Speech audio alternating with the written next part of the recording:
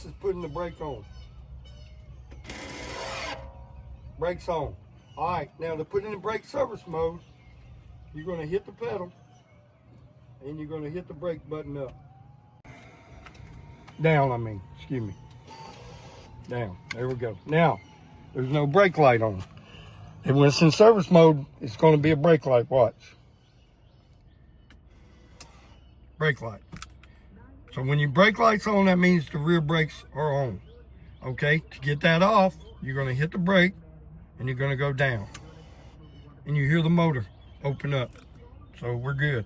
Brake system is in service mode and the lights not on the dash.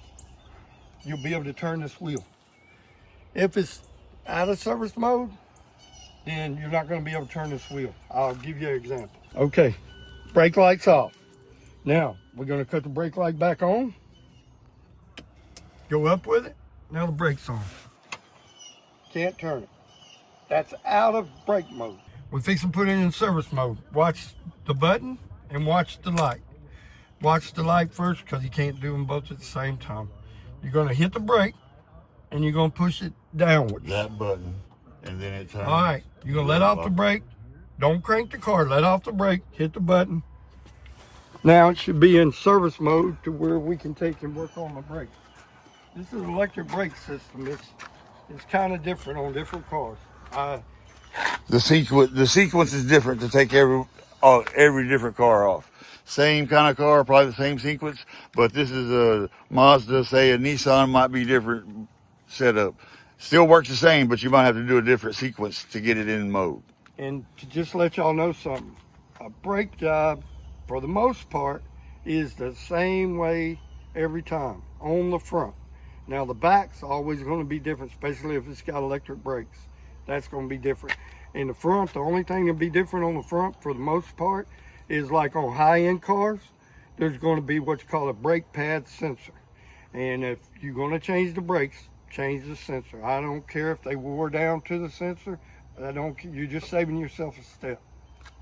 You'd always take and put a jack stand underneath it, and I keep my jack underneath it too, just in case. When you're doing a brake job, it's always important to take and try not to screw up the lugs. Man, you'd be surprised how many lugs I see screwed up or have different lugs on there. Just think about it if you're on the side of the road and you got one lug wrench instead of a four-way. Anyway, just make sure your socket fits so you don't round them off. Man, I can't tell you how many times I've seen them to where the socket won't even fit them. If they're coming straight out of the socket, that means that everything's good. If they don't come out of the socket, that means that it's either too big or they're rounded off.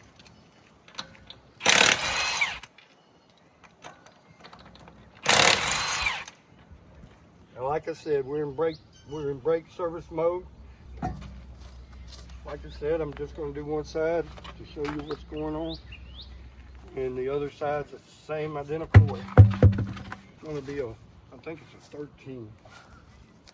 The front was a 14. I think the back's a 13. It might be a 14 also. No, it's 14 also.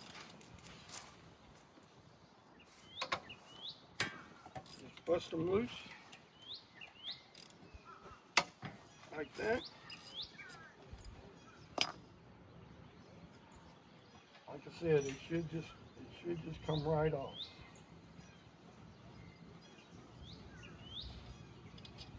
And with it in brake service mode, that means that the caliper's pushed all the way back. So you just put your brakes on it, go inside and take it out of brake caliper mode, and it should be ready to go.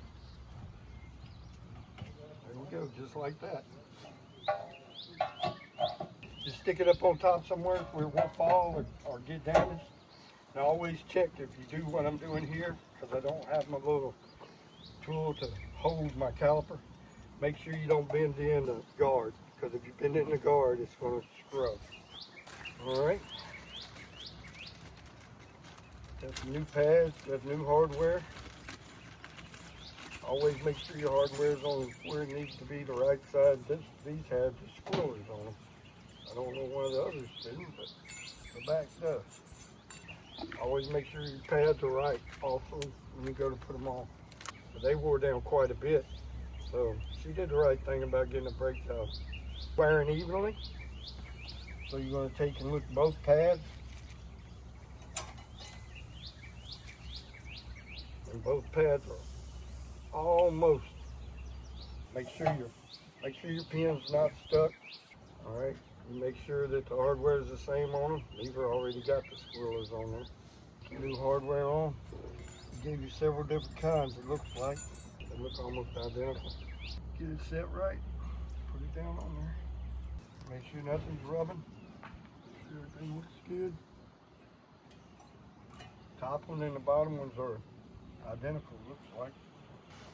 Make sure you get the right one. That's the reason you need to always look at your hardware before you take it off. There's going to be a right and a left. No sound. Make sure you don't have no sound, and you ought to be good. Like I said, good pads, you're going to have a right and a left. The way it's going to work is it's going to be on the bottom this time, the squiller.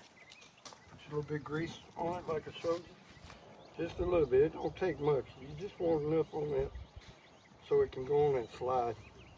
Sometimes it can be a little bit of pain to get them up in there and hold it. Push it down.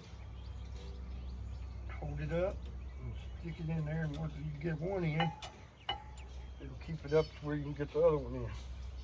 Two squillers, one on the front and one on the back. So if this isn't pushed back, you want to turn it on the caliper. You want to take and get a brake tool and turn it clockwise in. Brake mode, you would think it would take and just go right on there. We'll see. No, there's no way that's going to happen. So we got to turn that in. All right, this is the brake tool set. You can get it from O'Reilly's, but you take and find the one that'll fit this. Once you find it, there it is right there. You put it in the tool, turn it all the way in. So you got plenty of room. You're gonna turn this the same way your brake goes on there, and you're gonna stick it in them holes. People, believe me, I do this all the time, but I'm not used to being on camera. So if I say something wrong, it ain't because I don't know what I'm doing, I get nervous. Now we're gonna just take and turn this in. We'll start turning it in till it goes all the way in. Most of the time it'll just stop. Some of them pushing it. Be real careful, don't mess up your caliper. If you don't go in, you wouldn't be able to screw it up every time. Back it up every now and then. Just make sure that you keep that seal straight in there. Don't rip it. You can rip it if you ain't careful. All right, see how it's solid out? It won't go no further. Now you're gonna loosen this up. Just take your tool off. All the way in. You're gonna push it back on here. You gotta kind of niggle it, the motor around to where it will go where it needs to go. Push your brake pins in. Always make sure your brake pins are able to be pushed in. If they're not, then you need to pull them out and grease them. Let me find out what the torque specs are, and I'll get back with you. Get over here in time for him to record him torquing it down, but believe me, it got torqued.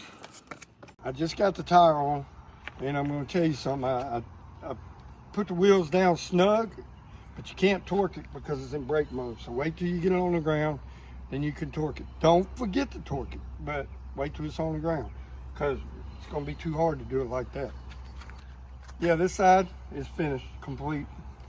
If you go to the next, like I told you, what you see me do is the same thing on the other side. Now, with them clips that was on there, you make sure you put that squirreler in between them clips because it ain't going to go on there if you don't.